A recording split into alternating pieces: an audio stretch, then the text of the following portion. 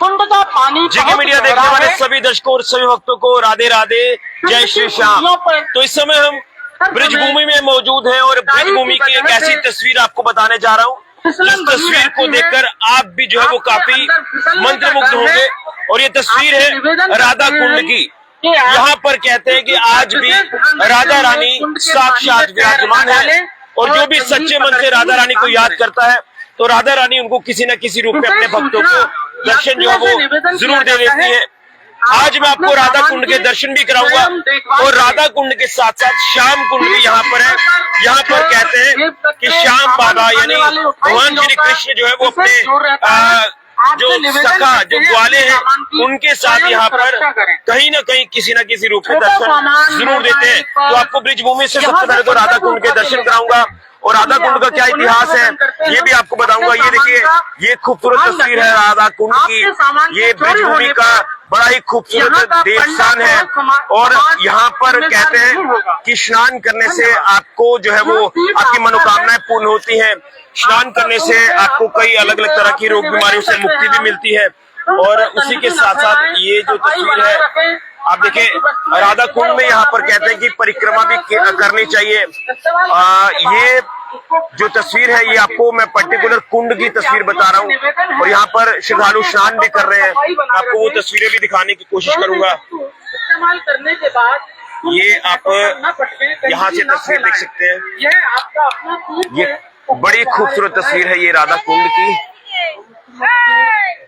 आपको पैन करके तस्वीरें दिखाने की कोशिश करूंगा। ये देखिए,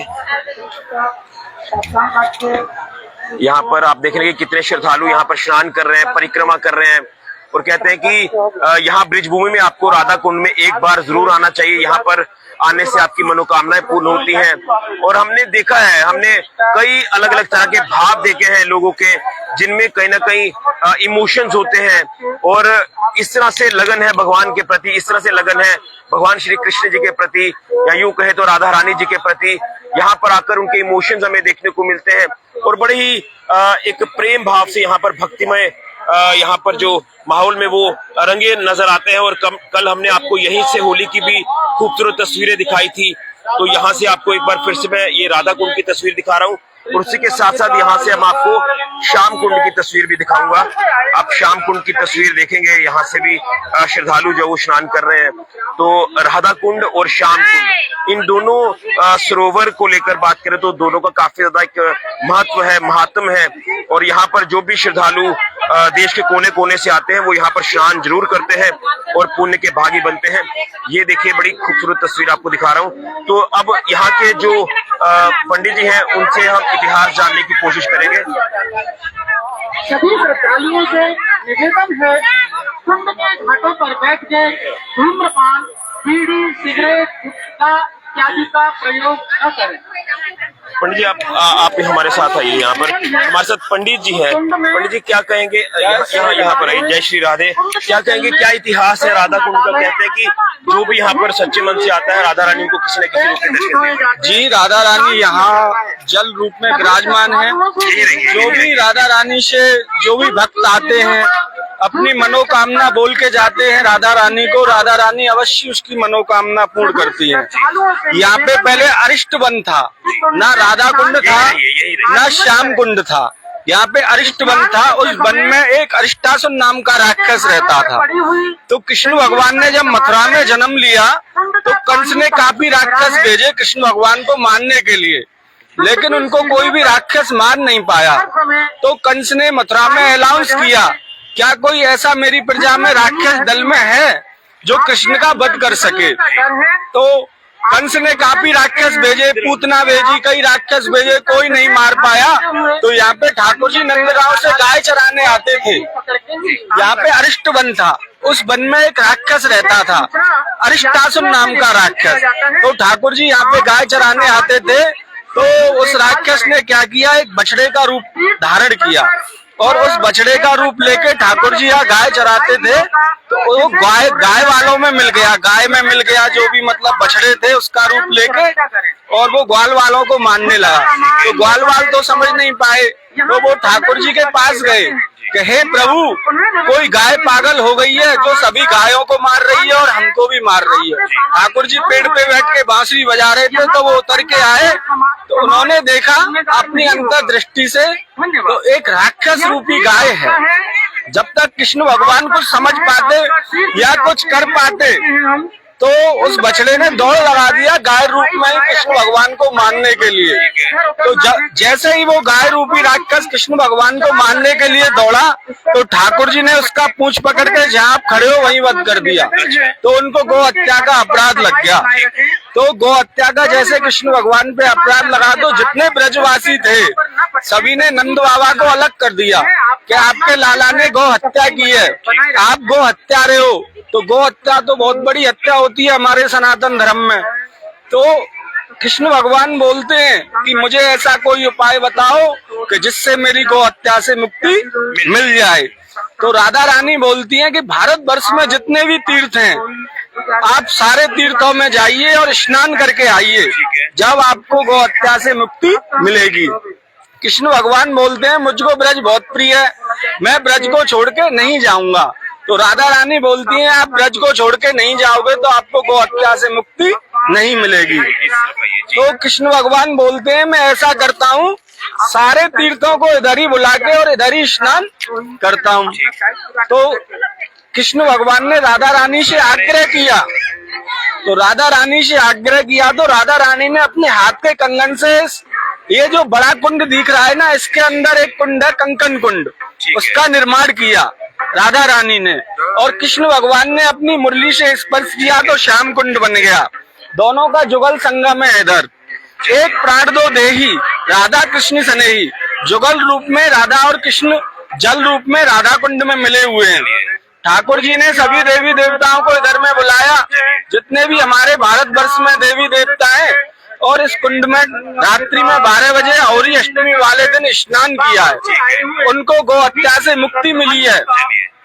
उस गौ हत्या की स्नान करने के बाद ठाकुर जी ने इस कुंड को वरदान दिया है।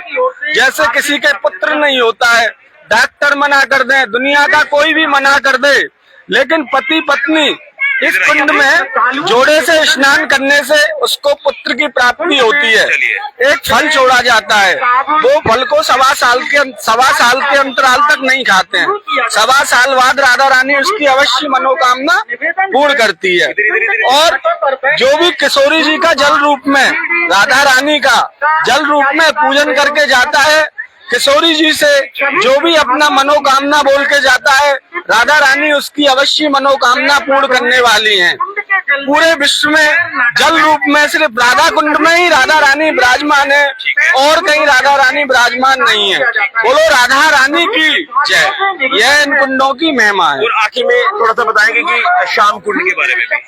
जब राधा कुंड बना था तो राधा जी का कुंड बना, तो राधा जी कृष्ण भगवान बोले कि राधा के बिना श्याम आधा, राधा के बिना श्याम आधा है। इसीलिए ठाकुर जी ने अपनी बांसुरी से श्याम कुंड बनाया और दोनों का जुगल संगम किया, दोनों जल आपस में मिले हुए। चलिए महाराज जी, बहुत बहुत धन्यवाद। तो आपने यहाँ के पुजारी जी से सुना है कि क्या कुछ इतिहास है, और कहते हैं कि पापों से मुक्ति मिलती है यहाँ पर स्नान करने से। और ये तो राधा कुंड की जो तस्वीर आप देख रहे हैं, इसी के साथ साथ कहते हैं कि राधा बिना श्याम अधूरा, तो उसी के चलते यहाँ पर राधा कुंड के साथ साथ यहाँ पर श्याम कुंड भी यहाँ पर आप देख सकते हैं कि यहाँ पर जो है सरोवर है, और यहाँ दोनों जगहों पर स्नान करने का जो महत्व है, महात्म है, वो यहाँ लोग जो वो ले रहे हैं। आप तस्वीरों में देख सकते हैं कि यहाँ पर तमाम श्रद्धालु माथा टेक रहे हैं, और उसी के साथ साथ यहाँ पर जो है वो बिल्कुल ये देखिए, ये राधा रानी के चरण है। ये देखिए,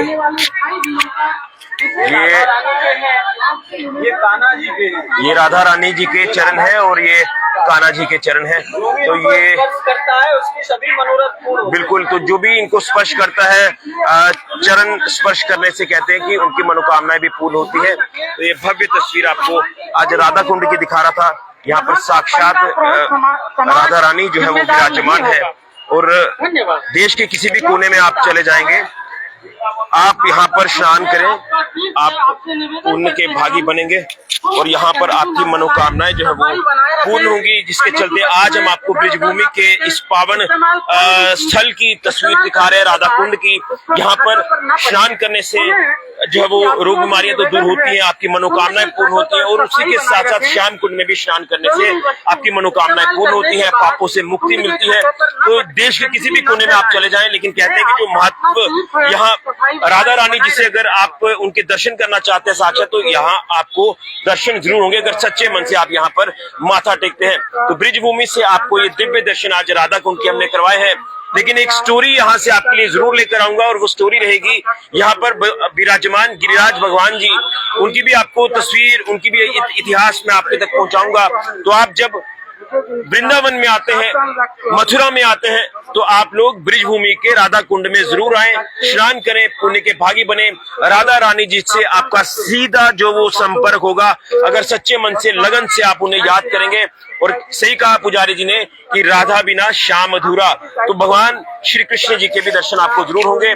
और इतिहास यहाँ के पुजारी जी ने बताया कि यहाँ पर गाय चराने के लिए यहाँ पर भगवान श्री कृष्ण आते थे, तो आप यहाँ पर दर्शन करने के लिए जरूर आए। सभी को राधे राधे, जय श्री कृष्ण भगवान जी की। तो ये दिव्य दर्शन आज आपको राधा कुंड से हम करवा रहे हैं। सभी को राधे राधे।